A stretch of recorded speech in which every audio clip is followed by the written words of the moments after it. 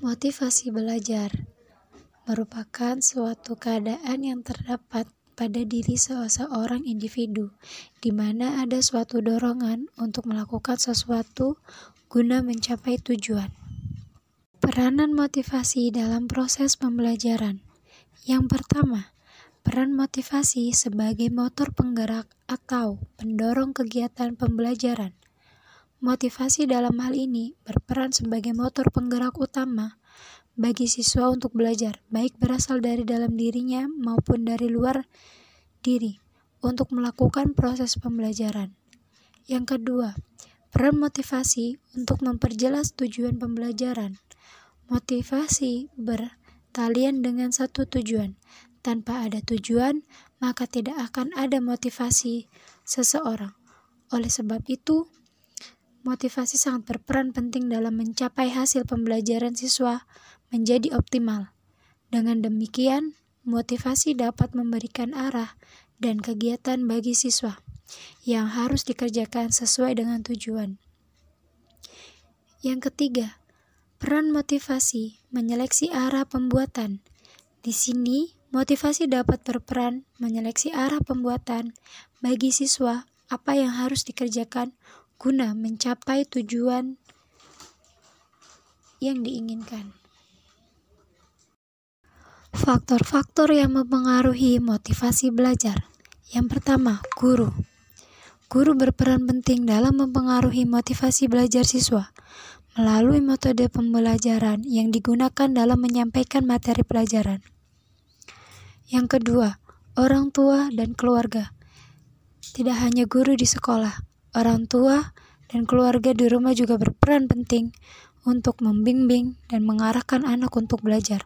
Oleh karena itu, orang tua dan keluarga harus bisa membimbing, membantu, dan mengarahkan anak dalam mengatasi kesulitan-kesulitan yang kemungkinan dihadapi dalam belajar.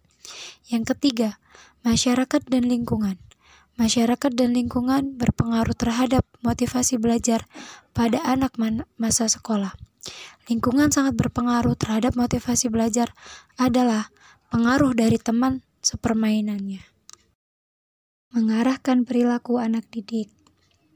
Cara mengarahkan perilaku anak didik adalah dengan memberikan penugasan, bergerak mendekati, memberikan hukuman yang mendidik, menegur dengan sikap lemah lembut, dan dengan perkataan yang ramah dan baik. Para ahli lainnya seperti Gage dan Berliner, French dan Raven menyarankan sejumlah cara meningkatkan motivasi anak didik tanpa harus melakukan reorganisasi kelas secara besar-besaran, antara lain seperti menggunakan pujian verbal, menggunakan tes dan nilai secara bijaksana, membangkitkan rasa ingin tahu dan hasrat eksplorasi, melakukan hal yang luar biasa, merangsang hasrat anak didik untuk mengetahui lebih dalam, memanfaatkan persepsi anak didik. Motivasi belajar dalam perspektif Islam. Motivasi adalah pendorong setiap potensi yang ada dalam diri seorang manusia, sehingga manusia dapat mengoptimalkan apa yang ada dalam dirinya. Dengan pengetahuan dan disiplin ilmu yang menjadikan mulia di sisi Allah Subhanahu wa Ta'ala, dalam Al-Quran surat Al-Mujadalah ayat 58 yang artinya, niscaya Allah Subhanahu wa Ta'ala akan meninggikan orang-orang yang beriman dan orang-orang yang beri ilmu pengetahuan beberapa derajat, dan Allah Maha mengetahui apa yang kamu kerjakan. Masalah motivasi siswa dalam belajar. Menurut pengamatan Hilgard dan Russell, ternyata tidak ada obat yang mujarab untuk menyembuhkan segala penyakit mental yang didapati pada anak-anak yang berada di dalam lingkungan sekolah yang tidak cocok bagi mereka. Apabila terdapat kesimpulan penelitian yang kiranya membantu guru, ternyata kemudian tidak diketahui prosedur yang pasti untuk memotivasi semua murid pada setiap saat. Pertama, fungsi motivasi belajar. Yang pertama, sebagai pendorong untuk membuat sesuatu dari setiap aktivitas yang dilakukan. Yang kedua, penentu arah perbuatan yakni ke arah tujuan yang ingin dicapai. Yang ketiga, menyeleksi perbuatan. Yang keempat, pendorong usaha untuk mencapai prestasi. Yang kelima, motivasi adalah sesuatu yang paling mendasar yang harus ada di dalam proses belajar, karena hasil belajar akan optimal bila ada motivasi. Yang terakhir, motivasi selalu bertalian dengan suatu tujuan. Yang kedua, konsep-konsep mengenai kebutuhan. Salah satu teori motivasi yang berangkat dari pendekatan kebutuhan individu adalah teori kebutuhan yang dikemukakan oleh Abraham Maslow dalam bukunya Motivation and Personality. Maslow menyimpulkan bahwa perilaku manusia ditentukan dorongan dan arahnya oleh 5 tingkatan kebutuhan. Dari kebutuhan yang paling mendasar sampai kepada kebutuhan yang paling tinggi. Apabila kebutuhan yang paling dasar telah dirasakan terpenuhi oleh orang yang bersangkutan, maka kebutuhan tingkat berikutnya segera menjadi perhatian dan menjadi dominan dalam memotivasi perilaku selanjutnya. Setiap perilaku pada dasarnya dilandasi oleh hasrat pemenuhan kebutuhan yang dirasakan dalam tingkat yang berbeda-beda.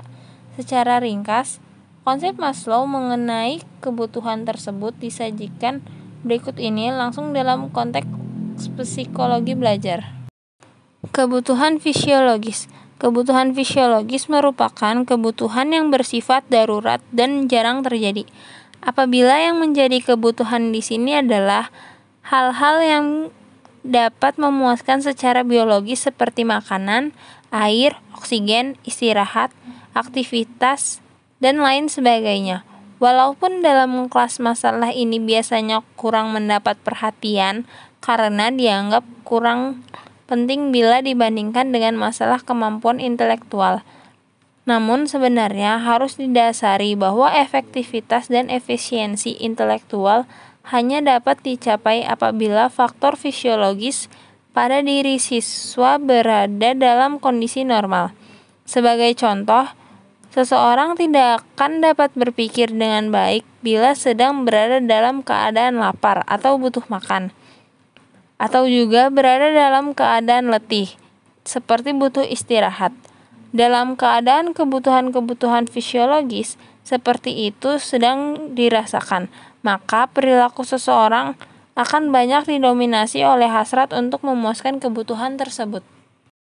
Kebutuhan akan rasa aman.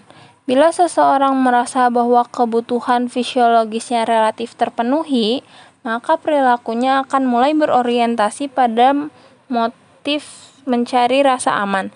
Pada anak-anak yang dibesarkan tanpa pemenuhan rasa aman dari orang tua dan keluarganya, hal tersebut tampak jelas pada perilakunya yang didominasi oleh kehausan akan rasa aman, dalam bentuk takut berbuat salah dan takut mencoba dikarenakan kesalahan dapat terancamnya rasa aman darinya. Rasa aman keluarga datang dari sikap keluarga yang berdisiplin baik dan konsisten. Dalam kelas, siswa sangat menghargai keteraturan. Kebutuhan akan kasih sayang. Bila individu merasakan bahwa kebutuhan rasa amannya telah tercapai, maka segera akan timbul kebutuhan untuk memberi dan menerima afeksi kasih sayang. Bila kebutuhan akan kasih sayang tidak terpenuhi, maka individu akan merasa tidak mempunyai rasa serta sebagai anggota kelompoknya. Dalam situasi demikian, siswa akan menampakkan perilaku yang tidak disukai oleh orang lain, dan akibatnya orang lain akan mengimbangi dengan sikap yang serupa terhadap dirinya.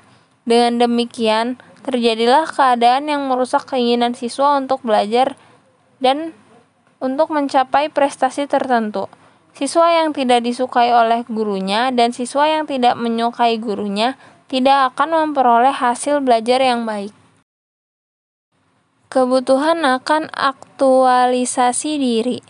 Rasa butuh untuk aktualisasi diri dapat dijadikan landasan dalam memberikan motivasi bila sejak awal siswa mulai diajar menentukan pilihan dan mengambil keputusan sendiri.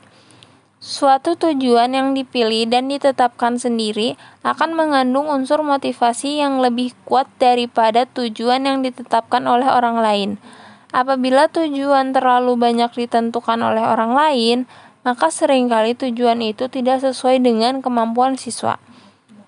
Mungkin terlalu rendah sehingga terlalu mudah dicapai.